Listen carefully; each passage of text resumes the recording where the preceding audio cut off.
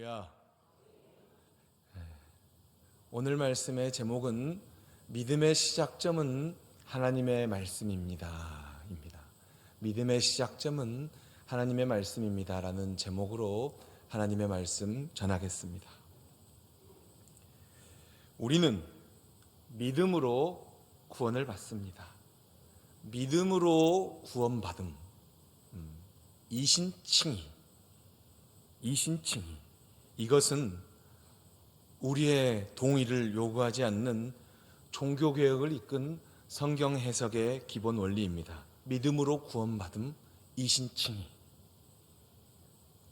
그래서 종교개혁의 후예인 우리는 이 구원에 이르는 길, 믿음이 무엇인가를 끊임없이 물어야 합니다. 믿음이 무엇인가? 라는 사실을 끊임없이 물어야 합니다. 그렇다면 우리가 이렇게 끊임없이 물어야 할 믿음의 방향, 믿음의 대상, 그리고 믿음의 내용은 무엇입니까? 그것은 바로 예수 그리스도이십니다. 바로 우리는 그 예수님의 삶과 죽음과 부활을 믿음으로 받아들일 때 구원을 받습니다. 여기서 우리는 예수님을 믿어야 한다는 사실을 알겠는데, 도대체 예수님을 믿어야 된다는 사실은 어쩌면 우리 성도님들 가운데 내 인생만큼 들은 그 진리이다 라고 생각하시는 분도 있을 겁니다. 그런데 우리는 예수님을 믿어야 하는 것은 알겠는데, 도대체 그 예수님을 믿는 믿음이란, 예수님을 믿어야 되는 것은 알겠는데, 그 예수님을 믿는 믿음이란 어떻게 시작되는 것인가? 예수님을 믿어야 되는데 그 예수님을 믿는 믿음이란 어떻게 시작되는 것인가? 라는 질문이 떠오릅니다.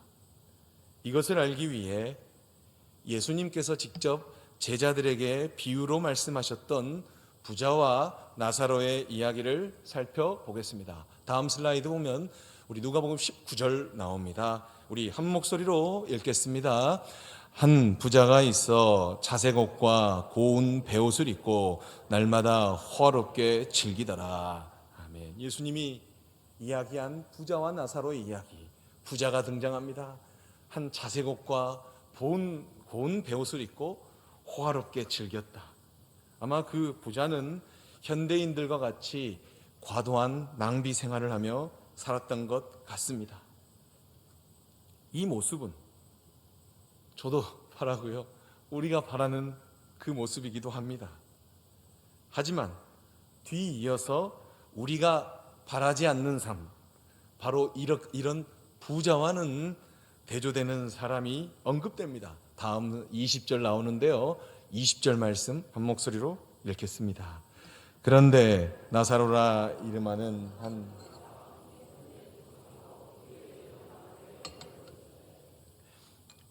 부자가 있었고요, 나사로라 이름하는 한 거지가 헌데투성이로 그의 대문 앞에 버려진 채, 이 사진을 보면 이 들개들이 나사로의 상처를 이렇게 핥고 있는 모습이 보입니다.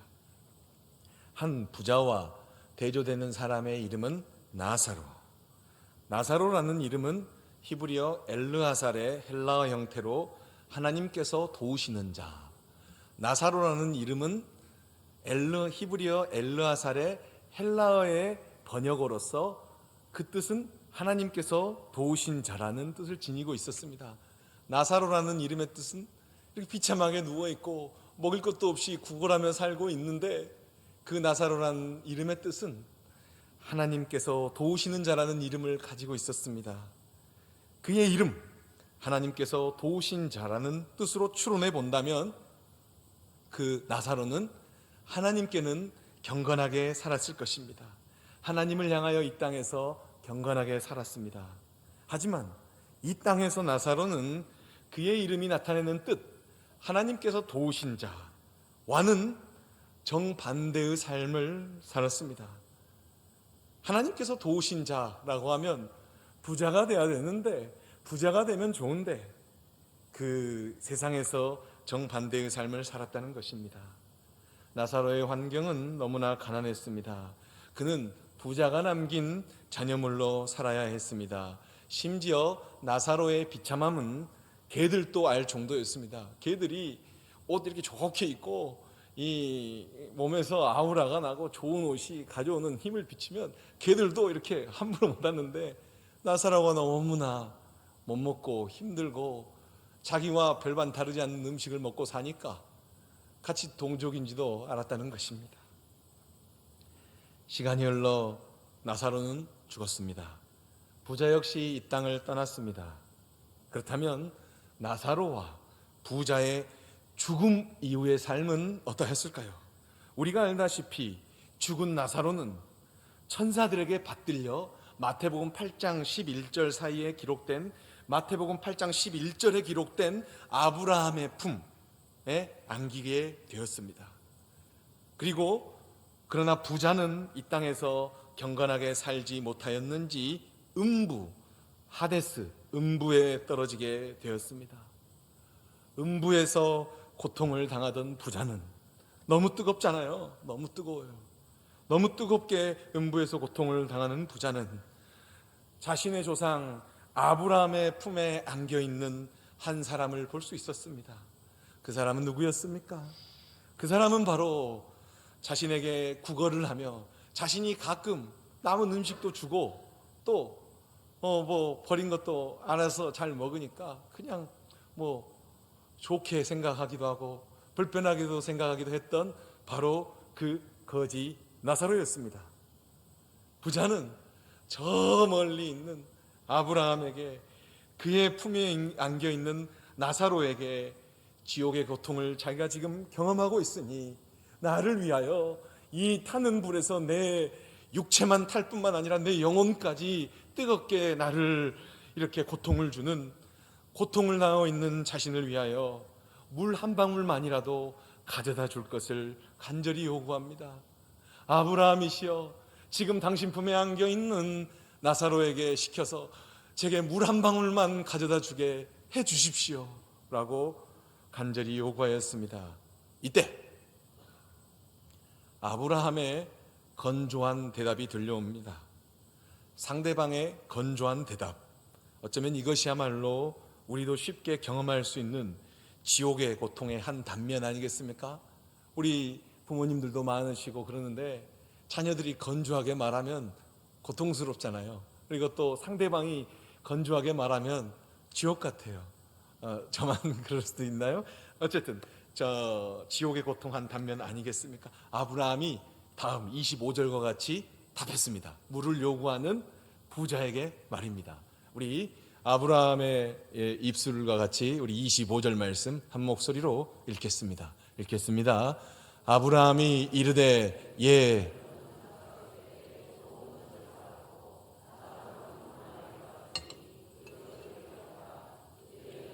그래서 위로를 받고 너는 괴로움을 받느니라. 아멘. 여기서 예라는 말은 제가 헬라어 성경을 잘 찾아보진 않지만 예가 도대체 무엇인지 몰라서 찾아보니까 테크논, 이게 영어로 하면 아이로 번역되는 겁니다. 아이야 이렇게 하면 됩니다. 아브라함이 이르되 아이야. 아브라함에게 있어서는 부자도 나이 많은 부자일 수도 있는데 아이야 라고 말하면서 너는 이것을 기억해라. 이제 나사로는 여기서 위로를 받고 너는 괴로움을 받는다 라고 말합니다. 뒤이어 아브라함은 부자의 요구를 들어줄 수 없는 이유를 설명합니다. 그 이유는 부자와 나사로 사이에 놓인 큰 구렁텅이, 이 하나님의 창조와 관련이 있는 시면의 큰 바다, 이거는 우리가 우주로 갈 수 있는, 인간의 사고를 빌려서 우주로 갈 수 있는 그 거리를 넘어서는 그 시면의 큰 바다를 말합니다. 부자와 나사로 사이에 놓인 큰 구렁텅이로 인하여서 서로 왕래할 수가 없다라고 아브라함이 그 이유를 설명합니다. 아브라함의 이 음성을 들은 부자는 고통 가운데 자포자기하였습니다. 우리 믿음의 조상 아브라함, 하늘에 있는 예수님이 말한 마태복음 8장에 말한 그 천국에 있는 아브라함이 내 부탁을 들어줄 수 없다고 단호하게 말하며 또 그것이 가능한 일이 아니다라고 말하니까 이제 그 부자는 자포자기했습니다. 지옥의 고통 가운데서 그냥 물 한 방울이라도 얻어보려고 했던 그 부자가 자포자기했습니다. 그러나 부자에게 문득 아직 이 세상에 살고 있는 자신의 5 형제가 떠올랐습니다. 아직 내 형제가 세상에 살고 있지라는 생각이 떠올랐습니다. 그래서 그는 아브라함에게 이 땅에 살고 있는 자신들의 형제를 위해서 부탁을 합니다. 아브라함이시여, 부탁이 있습니다. 부끄럽지만 부탁이 있습니다. 지금 당신 품에 안겨 있는 저 나사로를 다시 살려주시고 부활시키셔서 5명의 내 형제들에게 내가 지금 이렇게 있으니까 삶을 좀 바꿔 살라고 증거해 주십시오. 그런 기적을 보여주십시오. 이렇게 간청하였습니다. 그래도 이게 지옥의 불 가운데서도 그래도 돌이키는 회복하는 이 모습, 이때 아브라함의 더 건조한, 아니 매몰찬 음성이 들립니다. 야, 그래도 지옥에 타는 불 가운데서도 내가 그래도 조금 사람이 바뀌는구나. 이게 아니에요. 아브라함은 더 매몰차게 말합니다. 아브라함은 하나님께서 보낸 모세와 선지자들이 있기 때문에, 다른 말로 하면 각각의 상황 가운데 하나님께서 보내신 자들이 하나님의 음성을 전하기 때문에 너희 형제들은 그들의 말을 듣고 믿으면 된다라고 하였습니다. 하지만 부자는 누구보다도 자신의 형제들을 잘 알았습니다. 그래서 부자는 자신의 형제들이 하나님께서 보내신 사람의 말을 믿지 않을 것임을 미리 알았는지, 아닙니다, 죽은 자가 다시 살아나는 기적 정도 있어야 제 형제들이 마음을 돌이킬 것입니다 라고 말합니다. 부자의 말은 분명히 일리가 있었습니다. 하지만 그건 역시 그 부자의 생각일 뿐이었습니다. 예수님께서 비유에 등장시킨 아브라함이 31절과 같이 말합니다. 31절 나오면요, 우리 한 목소리로 읽겠습니다. 이르되 모세와 선지자들에게 듣지 아니하면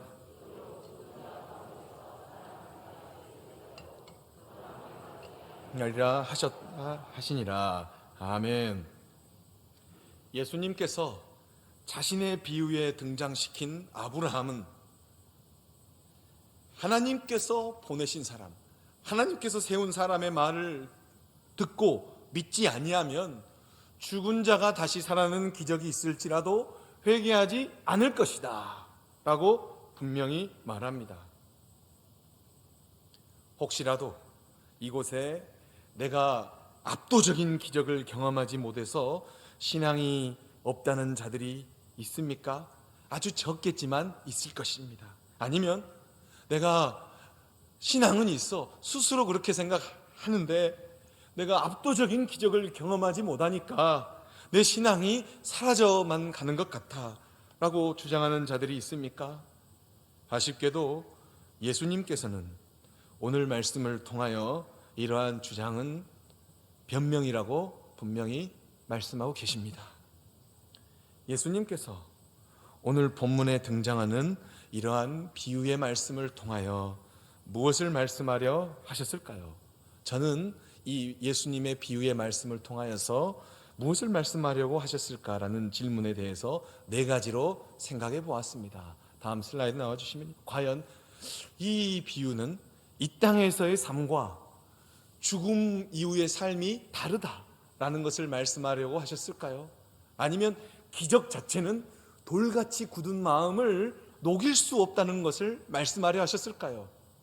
아니면 더 한 걸음 나아가서 예수님 당신의 부활을 믿지 않을 사람들에 대한 예언을 말씀하려고 하셨을까요?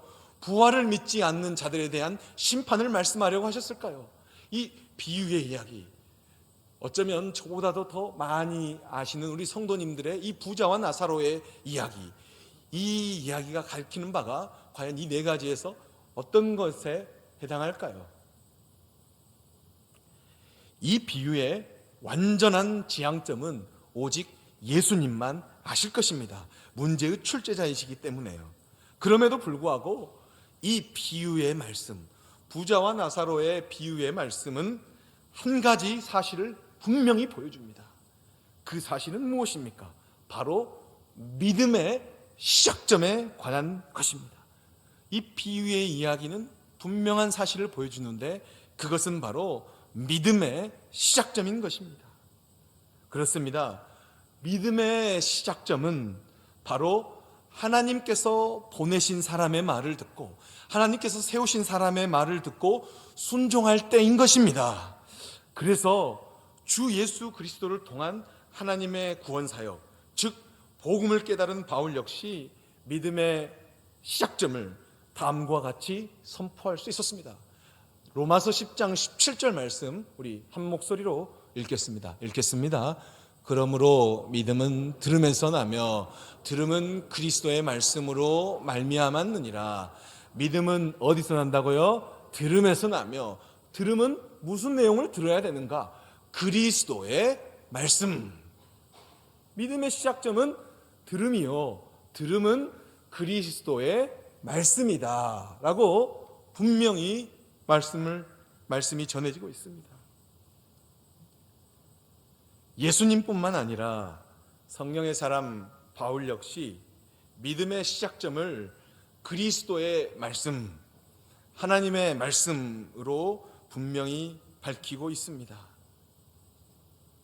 하지만 우린 통상적으로 어떤 기적을 보았을 때, 놀라운 일을 경험했을 때 그 사건을 절대화해서 우리 믿음의 시작점으로 간주하려고 하는 경향이 있어요. 그게 더 분명하니까요. 정말로 하나님께서 압도적인 경험으로 내 영혼과 내 죄악을 깨닫게 하시고 내 영혼이 아니라 내 깊은 곳에서부터 나오는 그런 주님의 만나는 그 경험을 믿음의 시작점으로 보고 싶은 게 당연한 거예요. 하지만 그것은 엄밀하게 말하면 믿음의 시작점에 대한 나름의 철학이지 그 이상 그 이하도 아닙니다.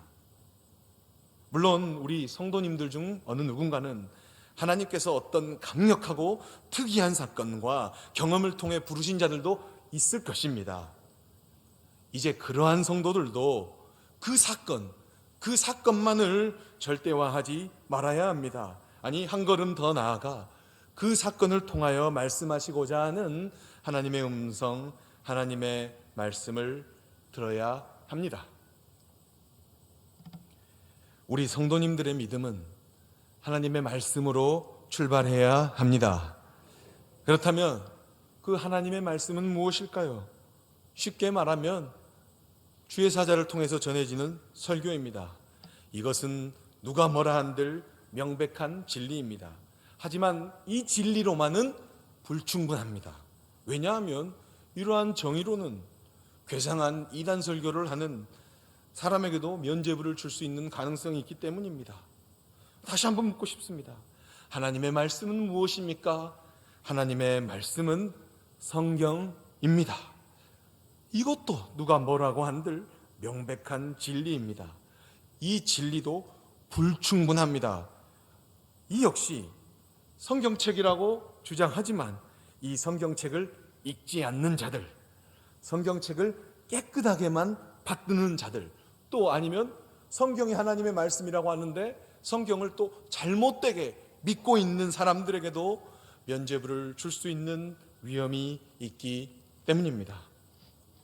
그래서 13세기 로마 가톨릭 교회 신학자 토마스 아퀴나스, 이 로마 가톨릭의 대부는 지금 2020년이 지났는데도 13세기에 대신학자 토마스 아퀴나스가 신학대전을 종말론을 못 쓰고 죽었는데 이래. 그 로마 가톨릭 신학자 중에서 대부가 토마스 아퀴나스인데 그 토마스 아퀴나스와 쌍벽을 이루는 우리 개신교 신학자 칼 바르트는 자신의 책 교회 교의학 하나님의 말씀에 관한 교리에서 하나님의 말씀이 무엇인가에 대하여 정의를 합니다. 그것은 바로 하나님의 말씀의 삼중 구조입니다. 하나님의 말씀의 삼중 구조입니다. 하나님의 말씀은 무엇이냐? 성령의 영감 안에서 인간의 언어로 표현된 성경, 성경의 주인공이신 예수 그리스도, 예수 그리스도의 빛 아래서 보는 성경에 대한 교회사적 이해를 선포하는 설교, 이것이 바로 이 세 가지가 바로 서로 분리돼서는 안 되고요, 이 세 가지가 하나로 묶어졌을 때 이 하나님의 말씀에 대한 삼중 구조, 이 삼중 구조가 바로 하나님의 말씀입니다. 이 삼중 구조는 불가분의 관계에 있습니다. 성경, 예수 그리스도, 설교, 이 삼중 구조 중 어느 것 하나라도 빠져서는 안 됩니다. 하나님의 말씀이라고 했을 때 성경만 가지고, 단순한 성경책만 가지고 하나님의 말씀이지만 불충분해요. 또 성경의 주인공이신 예수 그리스도가 중요한데, 또 예수 그리스도 이 말만 가지고는 지금 21세기의 최첨단의 최고로 발달된 지역에서 사는 그 삶의 다양한 복잡한 정황에서 우리의 영혼에 힘을 줄 수가 없다는 거예요. 그래서 예수 그리스도의 빛 아래서, 성경의 주인공이신 예수 그리스도의 빛 아래서 보는 성경에 대한 교회사적 이해를 선포하는 설교, 성경, 예수 그리스도, 설교, 이것이 바로 하나님의 말씀이고, 이것은 마치 삼위일체의 구조와 유사합니다. 말씀을 정리하겠습니다. 우리 성도님들은 내 믿음, 정말로 믿음 훌륭하시지만, 정말로 온전하고 성숙하시지만, 내 믿음이 혹시 내 경험에만 갇혀있는 믿음 아닌가라고 정직하게 살펴보아야 합니다. 그 결과 내 믿음이 자꾸 내 경험에만 갇혀있는 믿음이라면 문제가 아니겠습니까? 겸손하게 내 믿음의 시작점을 검토해야 합니다. 그리고 하나님의 말씀 앞으로 나와서 내 마음 문을 열고 하나님의 말씀으로 내 삶과 내 믿음을 새롭게 정립하게 되시기를 주님의 이름으로 부탁하고 축원합니다. 이러한 은혜가 있기를 축원합니다. 기도하겠습니다.